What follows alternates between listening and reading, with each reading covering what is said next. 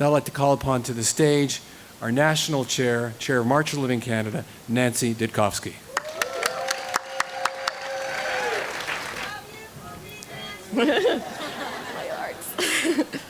Hi everyone, my name is Nancy Ditkofsky and I'm from Montreal. I am the daughter of Holocaust survivors, and as Ellie said, I'm the National Chair of March of the Living Canada. I would like to welcome all MOL students, young adults, survivors, visitors, and a warm welcome to the Canadian Hadassah-Witsu group.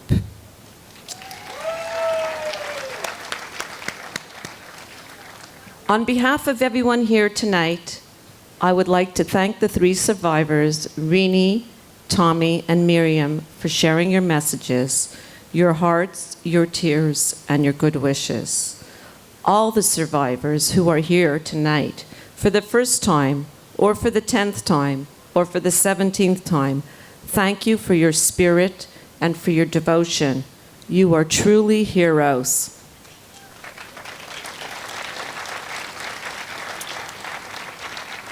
Before I begin the next part of the program, I would like to recognize the presence of a few people who, without their generosity, far fewer Canadian teens would be able to participate in the March of the Living.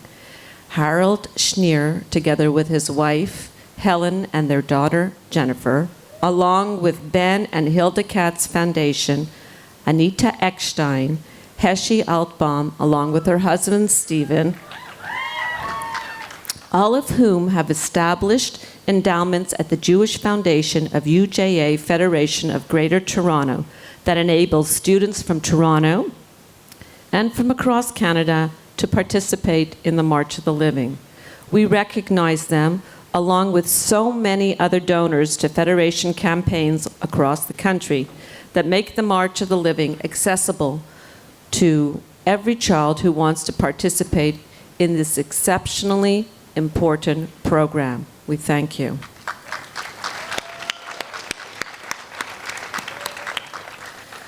We have just taken part in an experience of a lifetime, having made the journey from Holocaust Remembrance to celebrating the establishment of the State of Israel, Mishoah Litkuma, from destruction to renewal. Your journey here is nothing short of a miracle. 75 years ago, at the onset of World War II, the Jews were a stateless people. Many of Europe's persecuted Jews prayed, hoped, and dreamed that perhaps one day they might be able to stand safely on the shores of the Promised Land. But most never lived to see that day. By the end of the war, 2/3 of European Jewry were murdered, and the hundreds of thousands who were still alive in various Nazi concentration camps were barely hanging on for life.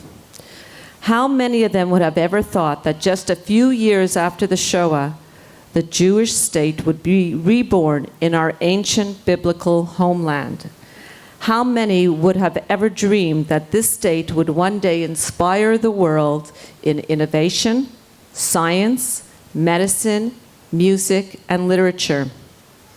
And how many could have ever imagined that one day Jewish youth from across the world, from around the world, from Israel, and from the diaspora would travel to Auschwitz, stand proud, and sing Hatikva on the very grounds when their ancestors were so brutally persecuted? But that's exactly what happened. As the Jewish people journeyed from Shoah Litkuma, from despair to hope, from homeless to finding our way back home, never, ever to leave again. These two events, the Holocaust and the foundation of the State of Israel, have shaped Jewish identity more than any other occurrence in modern Jewish history, and no doubt you will spend the rest of your lives responding to the implications of each of these significant events. And I can think of no better person to describe the essence of this journey than our own Michael Soberman, Vice President, Canada-Israel Experience, our keynote speaker here tonight.